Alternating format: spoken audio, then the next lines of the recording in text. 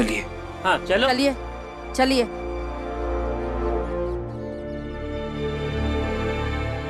हमें अभी सयाजी महाराज के यहाँ जाना है। वहाँ उस छोटी जात वाले भीमराव और हमारी बड़ी जात वाले निकुंज के बीच प्रतियोगिता है। हमें जाकर देखना है कि जीत किसकी होती है। पर चंडदेव जी, जीतेगा तो हमारी जात वाला ही। अच्छी बात है, चलिए रास्ते में और भी लोगों को लेते हैं।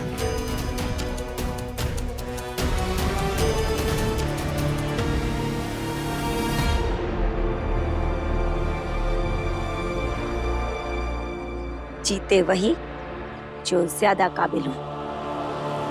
महाराज की महाराज की महाराज की। जैसा कि मैंने तुम लोगों से कहा था कि निकुंज और भीमराव के बीच प्रतियोगिता होगी, तो उस प्रतियोगिता का प्रारंभ आज अभी शुरू होता है।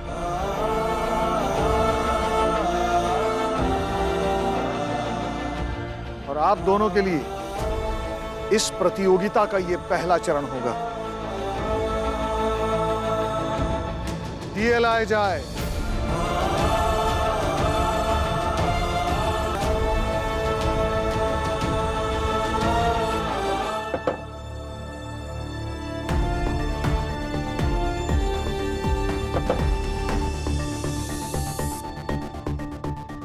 एक एक मशाल लाकर इन दोनों के सामने रखी जाए।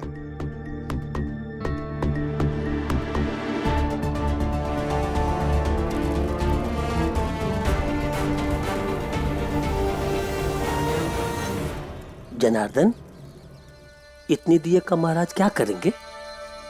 मुझे भी नहीं पता हितेश बाबू, देखते हैं ना क्या होगा। अच्छा, इन मशालों से इन दियों को जलाना है आपको। तो सबसे पहले निकुंज आप जलाओगे। जी महाराज। भीमराव, उसके बाद तुम। जी महाराज। तो निकुंज, तुम्हारे सामने जो थाल है उसमें रखे गए दियों को जलाना शुरू करो। जी महाराज।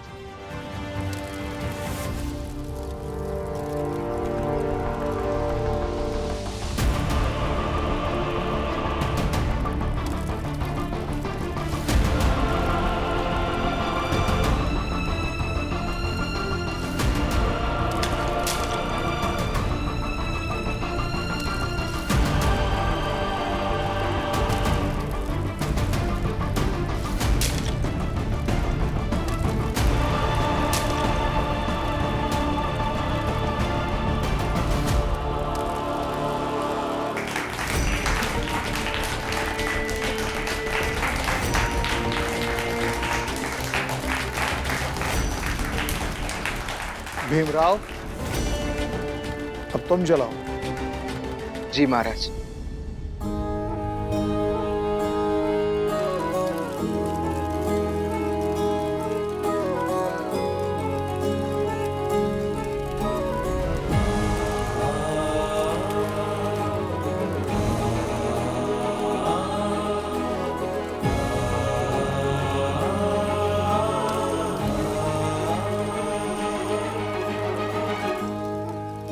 देखो बेटा, आज तक जो भी लोग सफल हुए हैं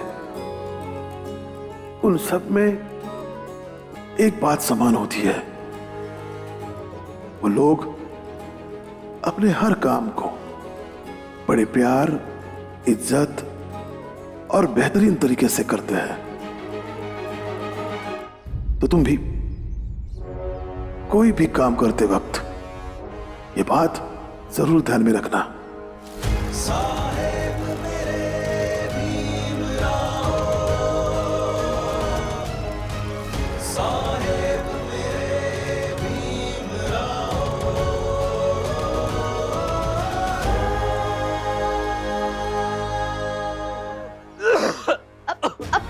पानी पीजिए ना, बहुत खांसी आ रही है आपको। पानी पीजिए, आपको बहुत खांसी आ रही है।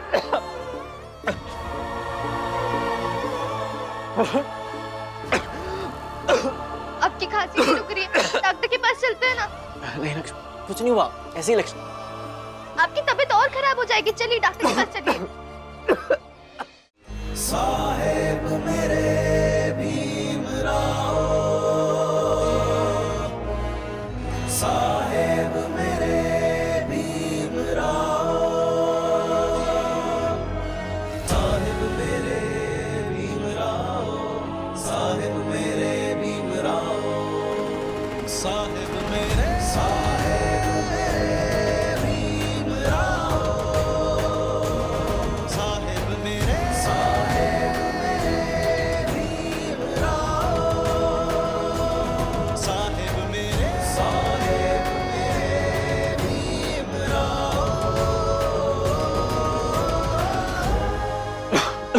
बहुत गंभीर बीमारी है इन्हें इलाज और आराम के साथ साथ पौष्टिक खाना बराबर लेने की जरूरत है। आप इन्हें यहाँ पे भर्ती कराइए, हम इलाज शुरू करेंगे। आप फीस काउंटर पर जाकर 3 रुपए जमा करा दीजिए।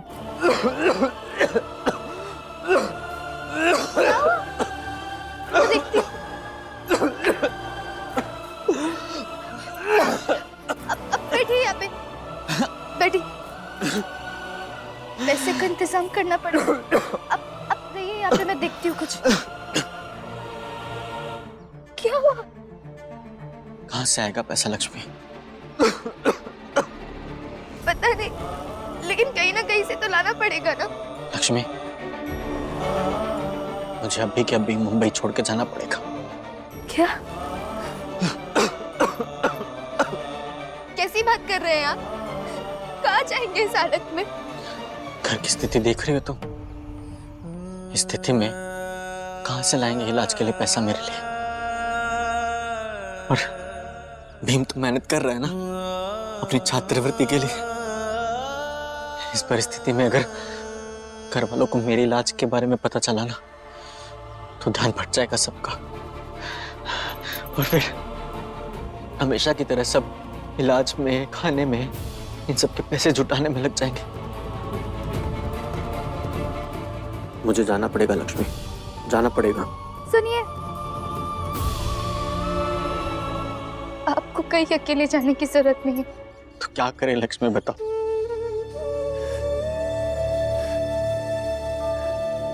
हम मेरे मायके चले, कोकड़। वहां आपका इलाज भी हो जाएगा। जब तक भीम बाबू और बाकी के चौल वाले आते हैं, हम तब तक निकल जाएंगे। हाँ, ये कर सकते हैं। चलिए, जल्दी चलते।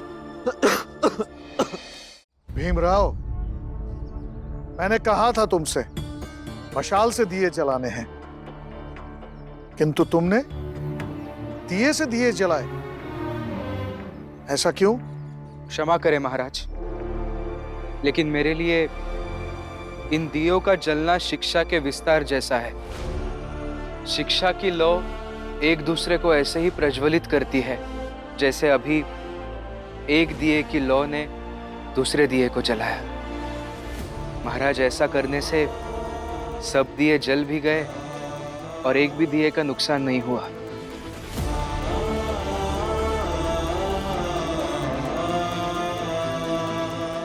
महाराज, हमें लगता है कि निकुंज का भी अपना कोई तर्क होगा। आप इससे इसका तर्क भी तो पूछिए। अवश्य। निकुंज, तुम्हें कुछ कहना है? जी महाराज। महाराज, मेरे लिए ये मशाल एक गुरु के जैसी है और ये दिए उसके शिष्य के जैसे। अब ऐसा तो हो नहीं सकता कि सब पढ़ ही ले। जो दिए टूट गए वो ऐसे ही थे जिनकी किस्मत में पढ़ाई नहीं है। तो मैंने शिक्षा व्यवस्था की तस्वीर पेश करने की कोशिश की है महाराज।